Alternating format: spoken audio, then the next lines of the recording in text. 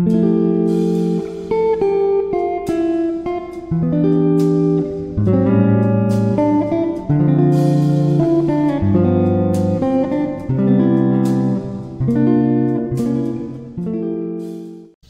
morning, peoples! Today is Tuesday. Tayo ay maglalaban na naman ng mga kadarit. Ano yan? Tayo ay maglalaban na naman ng mga damit. Ayan. At saka ng beddings. Laban-laba tayo ngayon.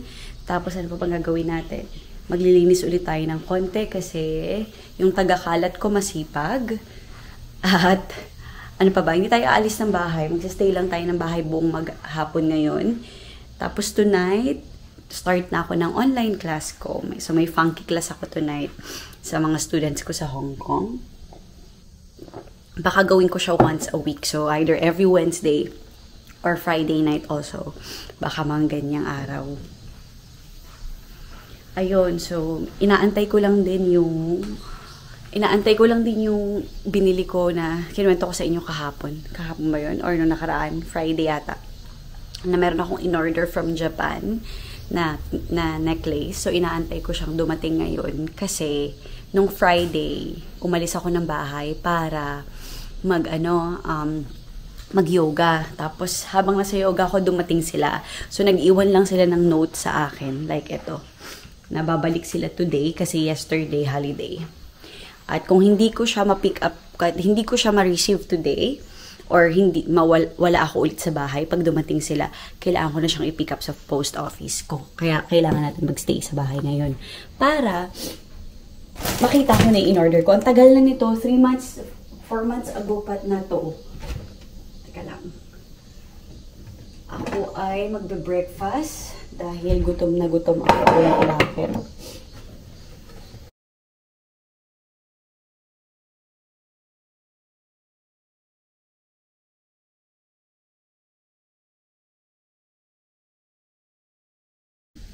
Ayun, peoples, kumakain lang tayo ng breakfast.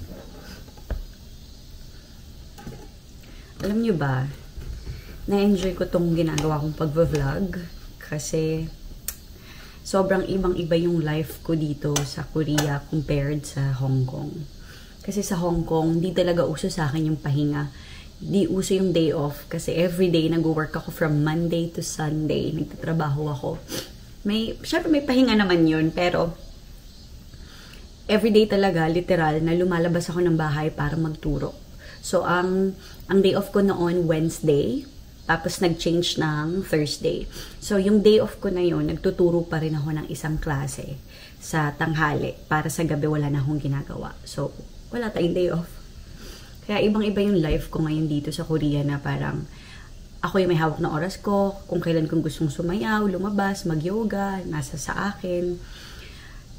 At saka, medyo nalulungkot din ako kasi syempre nasanay ako sa busy na life, diba? Tapos dito, mas more on pahinga yung ginagawa ko. Pero di pa dapat maging happy ako kasi nagpapahinga tayo. Pero since nasanay talaga ako sa busy schedule, medyo naninibago ako sa ganitong routine. Kaya, para din ma-divert yung attention ko sa ibang bagay, etong pag-vlog talaga nakakatulong siya sa akin kasi nawawala yung lungkot ko kapag ginagawa ko to kasi nililook forward ko yung editing na, kailangan i-edit ko na to ngayon kasi maganda yung ginawa ko ngayong araw, gusto ko na siyang i-share. Nawawala ng onti yung lungkot ko kasi alam ko yung friends ko na napapanood nila. Kaya as much as possible talaga, gusto kong maglinis ng bahay, gusto kong lumalabas, para hindi ko maisip na hindi na ako nag-work. Diba? Kasi nasanay tayo for 8 years na trabaho ng trabaho. Tapos ngayon, nasa bahay ka. Pero, I mean, I'm not complaining. I'm happy. Ito yung life na pinili ko. I'm happy na ginagawa ko to kasi para din sa partner ko, para sa husband ko. And kung in the future, bigyan kami ni Lord ng baby, diba? So, nire-ready na ako ni Lord na magstay at home para alagaan ng family. Nasa adjustment period pa tayo. Anyways, yun lang. Bawal magdrama. Na-share ko lang sa inyo. na masaya akong ginagawa to. Kasi alam ko na nakakapanood yung friends ko, tapos sinasabi nila sa akin na feeling nila nasa Hong Kong lang din ako, na feeling nila sila yung kausap ko pag nag-vlog ako. So, ayun lang. Thank you, friends, for supporting this kaartehan. I love you all.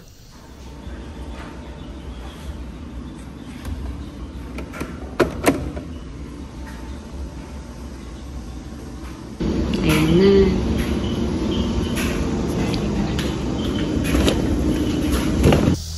Na-receive ko na, guys, ang aking package.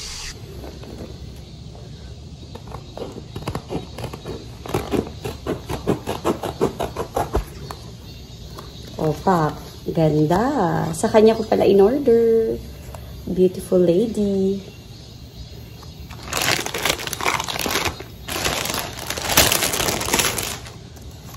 Excited na ako.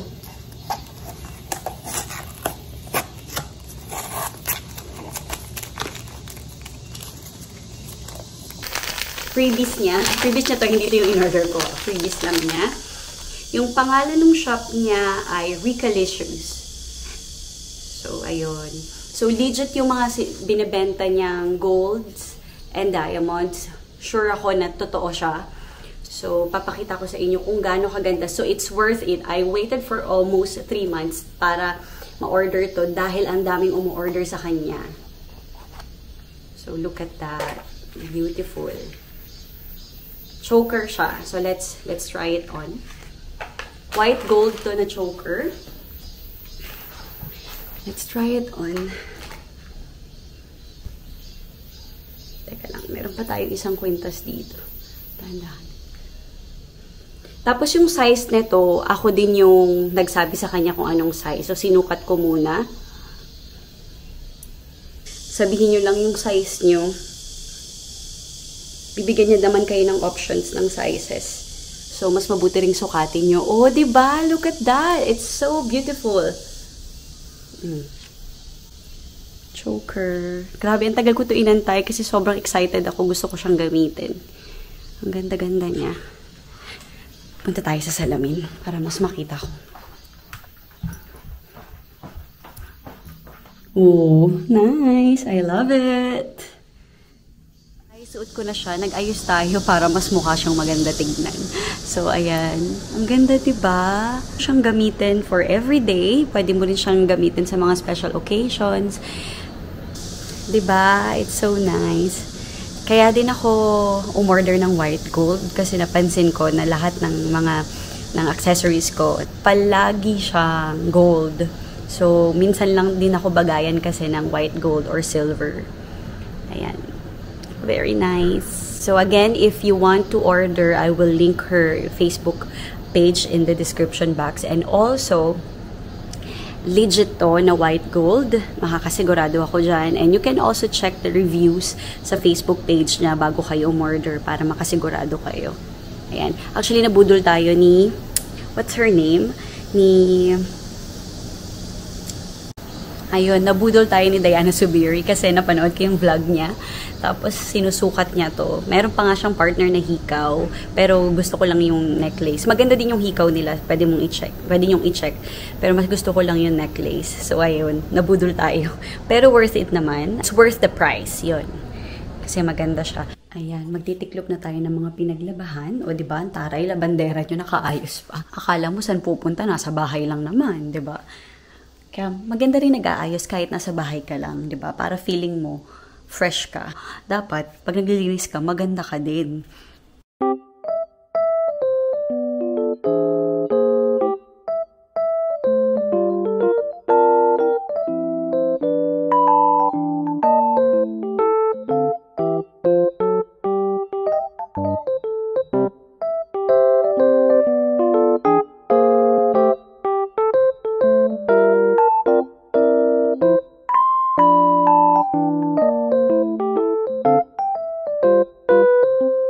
Ngayon naman guys, we are cooking lunch.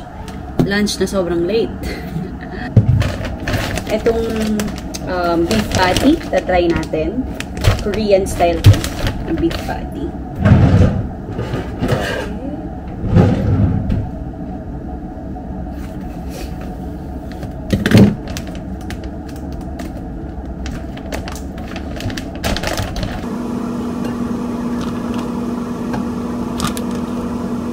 Ayan na guys, luto na yung ating beef patty. Tapos meron din akong kimchi, then rice. Tapos meron tayong seaweed. Kain na tayo!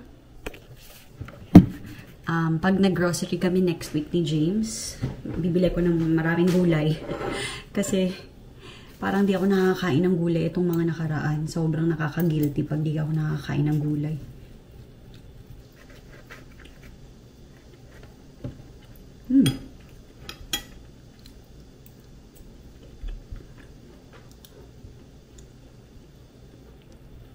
Masarap.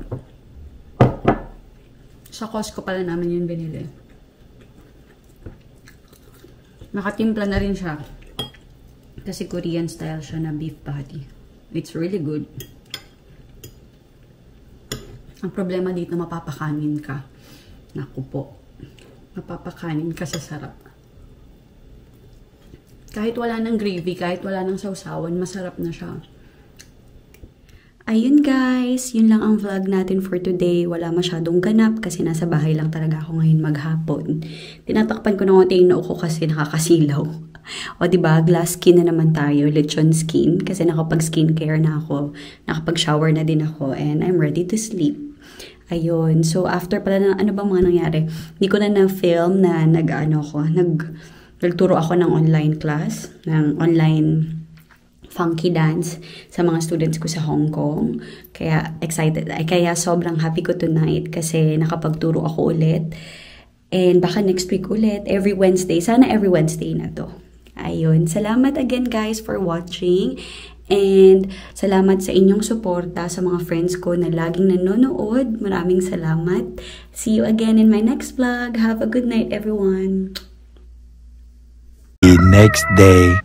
Good morning, peoples! Today is Thursday.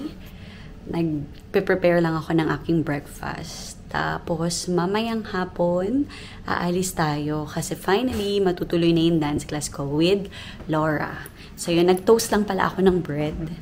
Tapos na siya. Tapos, nireheat ko lang yung burger patty na niluto ko kahapon. Kasi sayang naman kung hindi ko makakain. Masarap pa naman siya. So, yun. Inaantay ko lang matapos yung reheating. Tapos, kakain tayo. Kailangan na namin mag-grocery soon kasi paubos na ang aming stock ng food. Especially yung meat ni James kasi this week, nag-start na siya ulit ng kanyang diet. So, panay meat lang kinakain niya. Parang keto diet. So, kailangan namin ng more meat.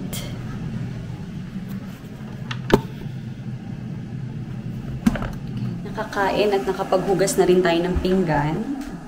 Ngayon ay magwawalis ako ulit. Kasi yung huling walis ko dito sa kitchen tsaka sa living room, last week pa ata. Kaya magwalis tayo ulit ng konti. Mabilis na walis lang. Lagay ko muna kayo dito.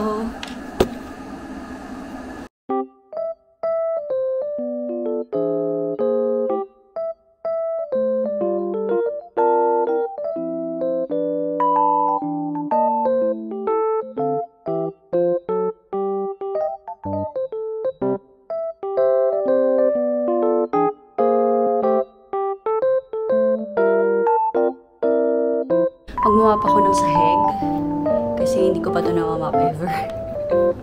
So, map tayo. Si Ani ba itong baka naglalampas? Sa umaga, dispatch na Dora. Sa gabi siya'y bonggang-bongga. Diba? Inaaliw ko na lang yung sarili ko.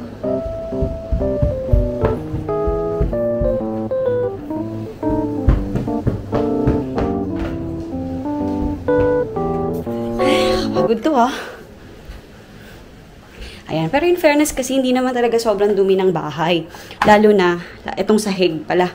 Kasi hindi naman kami nagpapasok ng mga sapatos dito sa loob. Dahil bawal nga. So lahat ng mga sapatos nandun sa labas. Kaya hindi ganun kadumi yung sahig. Ano lang, alikabok lang, tsaka buhok. Yun lang talaga yung malala. Ayan. Pagod ako. Ayan. Malinis-linis na ang sahig. Mukha lang hindi. Pakikita ko pala sa inyo itong labas. May screen naman. So, buksan natin na unti para makita nyo. Yan, di ba ang kalat? Ang dumi. Kasi hindi ko pa yan ginagalaw. Hindi pa ako nakapagwalis or anything dyan sa labas. Kasi nga, ang init ngayon, ang lamok, ang hirap lumabas kasi nga kinakagat ako ng lamok. So pag gumanda-ganda na yung weather, pag lumamig-lamig na yung weather, tsaka natin aayusin yan. Kasi may plano na kaming gawin ni James. Gusto naming lagyan ng plants sa labas. Tapos lagyan ng table and chair sa labas para pwede kami makapag-chill kapag okay na yung weather. Kinikip namin yung screen na nakasara all the time kasi malamok. Yun lang yung problema dito. Ang daming lamok. Eh kagating pa naman ako ng lamok. So, every day talaga binubuksan ko yung etong sliding door para mayroong fresh air na pumapasok at saka para hindi rin ma-stuck yung amoy ng bahay. Ayan. Pero excited na akong ayusin yung labas kasi syempre bibili tayo ng mga furnitures na gagamitin natin sa labas, bibili tayo ng halaman. Plano din namin bumili ng indoor plants. Ayan, para naman magkaroon ng konting buhay yung bahay. Labas tayo ng mabilis. Ayan natin kung malamok. Ngayon hindi naman sobrang lamok. May lamok. Ayan, no? Ang laki ng lamok. Ayan yung itsura ng labas.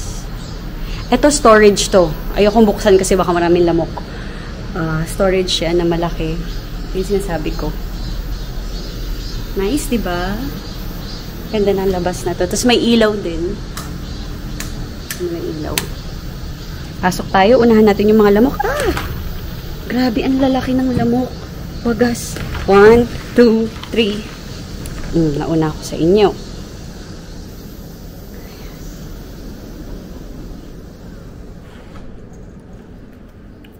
Ayun. So, yun yung update sa bahay. Wala palang update kasi wala namang nagbago. Pero, yun. Basta lagi ko kayong isasama if ever may mga shopping para sa bahay. May mga gagawin tayo na interesting dito sa bahay, lagi ko kayong isasama sa vlog. Para syempre updated din kayo.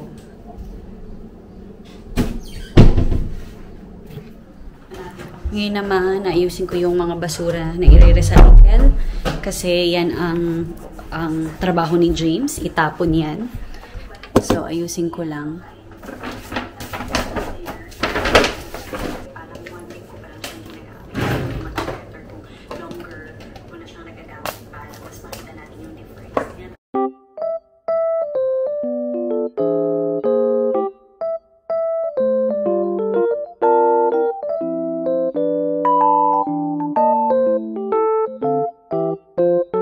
Guys, look at this.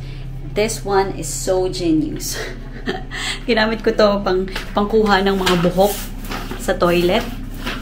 Pakita ko sa inyo. Panalo. Panalo to. Nakuha niya yung mga buhok. Sobrang dali. Perfect. Nagamit ko na kasi. So, gusto nyo bang makita? Kung madiriin kayo, skip nyo na lang. Tingnan nyo naman kung kagaano karaming buhok yung nakuha. I love it. Tapos ayun, tatanggalin mo lang siya. Tapos na, natanggalin mo lang. Yan, ay bago ka ng set. Diba? Tanggal ng mga buhok, nakuha pa lahat ng buhok. I love it.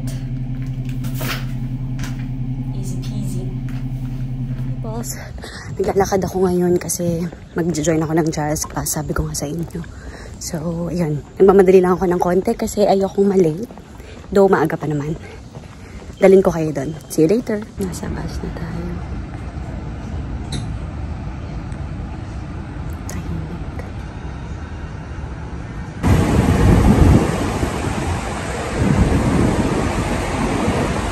Nandun tayo sa kabilang side, naalala ko. Nung nakaraang Saturday, yung may malaking museum, dun yun sa other side. Nasa Dongdaemun tayo ngayon. Inaantay ko na lang si Laura. Sports center nila, ang ganda, di ba? Ang laki. Nice. So, dyan tayo pupunta. Dyan tayo magsasayaw tonight. May gym din dun sa taas. In fairness, ang ganda. Pala tayo, iba pala yung kabila. Pero connected din siya sa kanilang, parang theater yung left side. Kasi, ano, may musical. So, dito tayo. Ganda ng sports center nila. Ang laki. Pawis tayo. Lakad tayo eh. Inaantay ko na lang si Laura. One eternity later. Guys, mukhang masarap.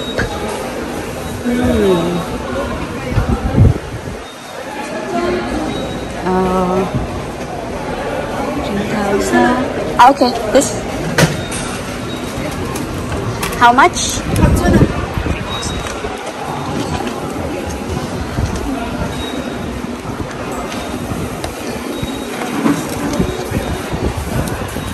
Here?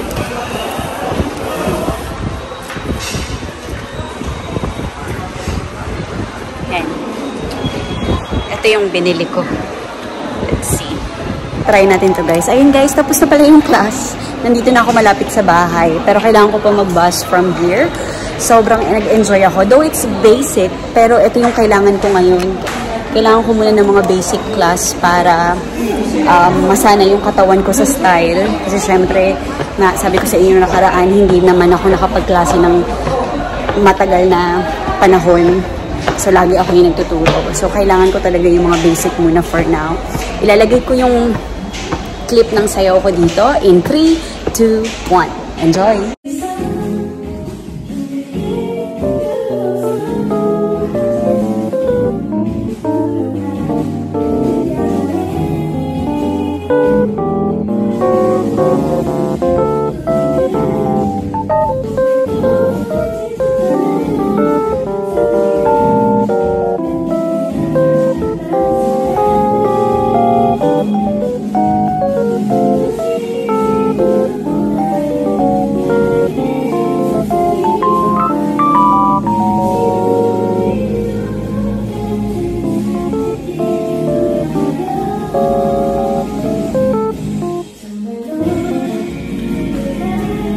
Ang sarap. Merong ganito sa Pilipinas eh. Nakalimutan ko yung tawag. Binibili ko yun sa SM. Pag naalala ko, nalagay ko dito. Ang sarap niya. Medyo matamis lang din. Pero it's good. Ano siya? Pakitak sa inyo. Ganito itsura niya. Tapos may something siya sa loob. Parang custard yung nasa loob niya.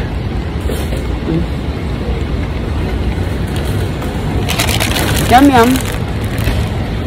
Ayan, walking na ako. Uphill na naman. Bakit ang bahay? Grabe talaga itong exercise ko na to everyday. May kadiliman po, no? Madilim. Pero safe naman dito. Kaya wag ako matakot. Home sweet home. Grabe yung pawis ko. Naglakad kasi ko from dun nga sa baba. Hindi na ako nag-taxi kasi okay lang naman maglakad, diba? Grabe yung pawis ko. Bumili pala ako nito, guys. Try natin. Hindi ko siya mabasa eh, kaya huwag nyo nang iwapabasa sa akin. So, basta ano siya, noodle siya. May sabaw. Talagay natin. And this one, usually strawberry, diba? So, this one, I wanna try this. Ano kaya to? Melon siguro to. Usually, kapag ganitong kulay, melon. So, try natin. I'll let you know later. Inaantay ko lang yung hot water ko na kumulo. Ang sarap niya. Promise. Alam niyo yung melona na ice cream? Ganun yung lasa niya. Perfect. Baka pareho lang sila, no? Baka pareho lang yung gumawa. Tapos ito lang yung parang, ano nila, milk drink nila. Ang sarap niya, promise. I think so. Kasi tingnan nyo. May drawing ng parang melona. Diba? Sarap. Yummy. Try natin in a while yung noodles. Sorry, maingay na naman akong kumain kasi gusto kong malasahan ng maigi.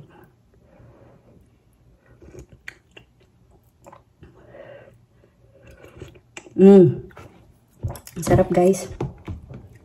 Lasang instant noodles. Pero masarap siya maanghang, pero hindi siya sobrang anghang. Ewan ko ha, kasi mahilig ako sa maanghang. So, para sa akin, yung anghang niya, enough lang.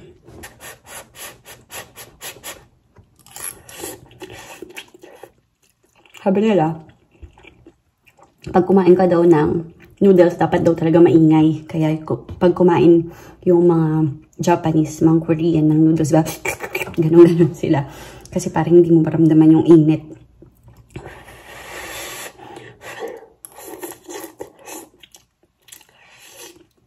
Naramdaman ko pa rin. Hindi totoo. Metal kasi itong chopsticks. So kapag nilagay ko siya sa loob, umiinit din siya. Ang sakit. O siya, kainin ko lang to guys. Nakapag-skincare na tayo, alam nyo na ibig sabihin yan, we're ready to sleep. O, diba? Yan na naman ang ating lechon skin. Glass skin. Pero in fairness ha, may nakikita na akong difference niya from before. Parang mas maganda ako, char. Di, parang feeling ko mas naglighten lang yung skin ko. Especially yung mga dark spots ko, mas mabilis siyang nawawala. Ito, mas nag-fade na siya. Yan. Though may nadagdag dito. Yan. Pero tingnan natin. So, yan yung magiging basihan natin. Kapag nawala yan ng mabilis, ibig sabihin it's working. Itong part na to, darker siya. Kasi nga, ang noo natin matambok at malapad. So, pag maaraw, dyan talaga siya tumatama kaagad. So, pag nangingitim ako, or kunyari pag nasa beach ako, or anywhere na under the sun, etong part na to talaga yung unang nangingitim. As in, magkaiba yung kulay na to sa noo ko. So, yan. Tignan natin kung mag-work. Pero feeling ko naman nag-work, mas especially dun sa mga sa mga dark spots, siya, nagla-lighten yung skin ko. So, ayun. Tsaka parang mas healthy yung kulay ng skin ko ngayon, Echosera. Pero hindi, totoo. So, tsaka itong eye bags natin, ganun pa din. So, ayun lang guys. Again, thank you for watching. Salamat ulit sa pagsama niyo sa akin ngayong araw. Sana na-enjoy niyo tong araw na to.